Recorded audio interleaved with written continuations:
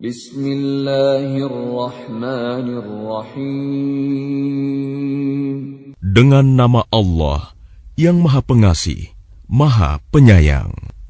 Wal-laili idza yaghsha. Demi malam, apabila menutupi cahaya siang. Wan-nahari idza tajalla. Demi siang, apabila terang benderang. Wa ma khalaqadz dzakara wal untha. Demi penciptaan laki-laki dan perempuan. Inna sa'yakum lasyatta. Sungguh, usahamu memang beraneka macam. Fa amma man a'ta wattaqa. Maka barang siapa memberikan hartanya di jalan Allah dan bertakwa. Wa saddaqa bil husna. Dan membenarkan adanya pahala yang terbaik, surga.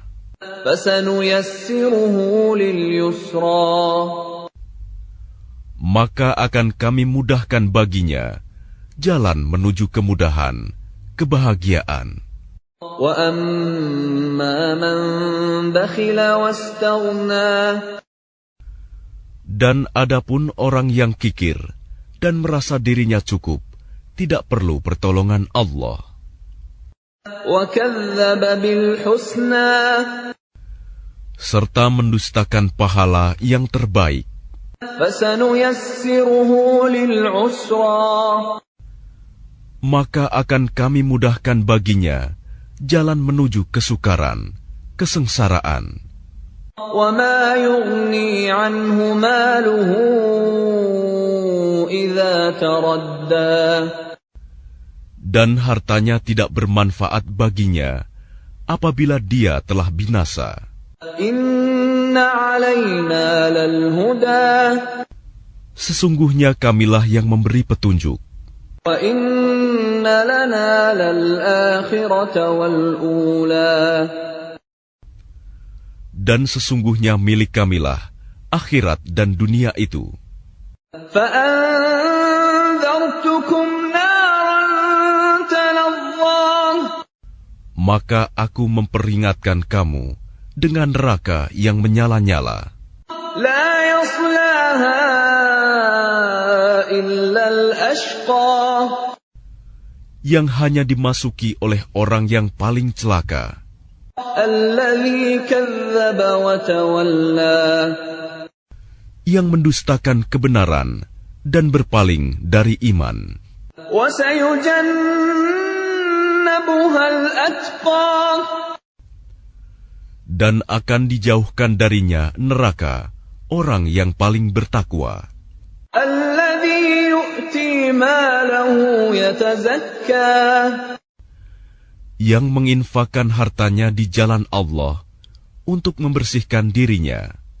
Wa ma li ahadin 'indahu min ni'matin tujza.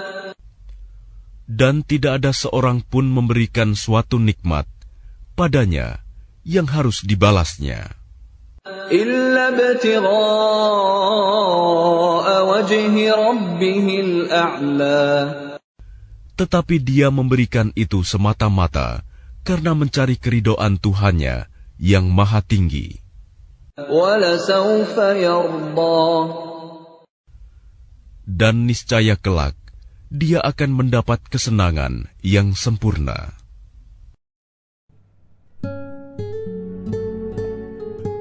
Sebab-sebab turunnya surat Al-Lail.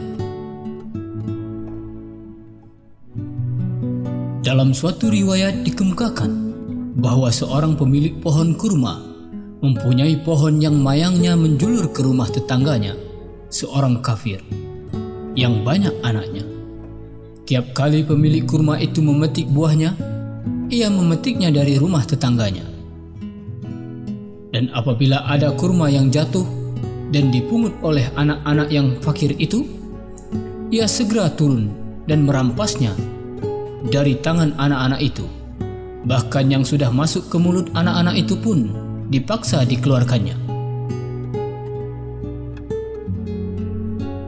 Orang kafir itu mengadu hal tersebut kepada Nabi Shallallahu Alaihi Wasallam dan beliau berjanji akan menyelesaikannya.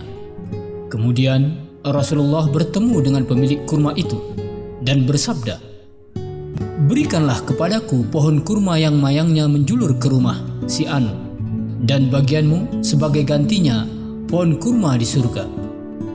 Pemilik pohon kurma itu berkata, "Hanya sekian tawaran Tuan? Aku mempunyai pohon kurma banyak, dan pohon kurma yang diminta itu paling baik buahnya." Pemilik pohon kurma itu pergi. Pembicaraan dengan Nabi Shallallahu Alaihi Wasallam itu terdengar oleh seorang dermawan yang langsung menghadap kepada Rasulullah Shallallahu Alaihi Wasallam dan berkata, "Apakah tawaran Tuan itu berlaku juga bagiku jika pohon kurma itu telah menjadi milikku?" Rasulullah menjawab, "Iya." Maka pergilah orang itu menemui pemilik pohon kurma itu. Pemilik pohon kurma itu berkata, "Apakah engkau tahu bahwa Muhammad Shallallahu Alaihi Wasallam menjanjikan pohon kurma itu di surga sebagai ganti pohon kurma yang mayangnya menjulur ke rumah tetanggaku? Dan bahwa aku telah catat tawarannya, akan tetapi buahnya sangat mengagumkan.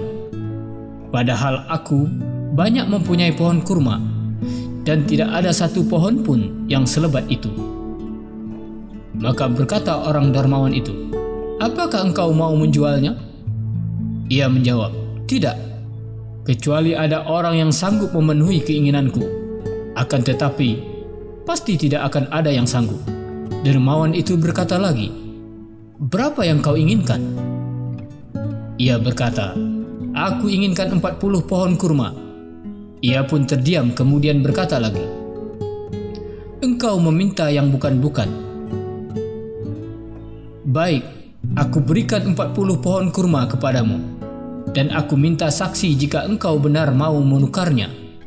Ia memanggil sahabat-sahabatnya untuk menyaksikan penukaran itu. Dermawan itu menghadap kepada Rasulullah Shallallahu Alaihi Wasallam dan berkata, "Ya Rasulullah, pohon kurma itu telah menjadi milikku, dan aku akan serahkan pada Tuan." Maka berangkatlah Rasulullah Shallallahu Alaihi Wasallam kepada pemilik rumah yang fakir itu dan bersabda, "Ambillah pohon kurma itu untukmu dan keluargamu." Maka turunlah ayat ini, surat Al-Lail 1 sampai akhir surat, yang membedakan kedudukan dan akibat orang bakhil dengan orang dermawan. Dalam riwayat lain dikemukakan bahwa Abu Bakar telah memerdekakan 7 orang hamba yang disiksa oleh pemiliknya karena hamba-hamba itu beriman kepada Allah. Ayat ini, surat Al-Lail 17-21, turun berkenaan dengan peristiwa itu sebagai janji Allah kepada hamba-hambanya yang dermawan menafkahkan hartanya di jalan Allah. Dalam riwayat lain dikemukakan bahwa Abu Kuhafah, ayah Abu Bakar, berkata kepada Abu Bakar, "Aku melihat engkau memerdekakan hamba-hamba yang lemah. Sekiranya engkau memerdekakan hamba-hamba yang kuat, pasti mereka akan membelamu dan mempertahankan, hai anakku." Abu Bakar menjawab, "Wahai bapakku, aku mengharapkan apa yang ada di sisi Allah." Maka turunlah ayat-ayat yang berkenaan dengan Abu Bakar ini, surat Al-Lail 5-21. Dalam riwayat lain dikemukakan bahwa ayat ini, surat Al-Lail 19-21, turun berkenaan dengan kedermawanan Abu Bakar.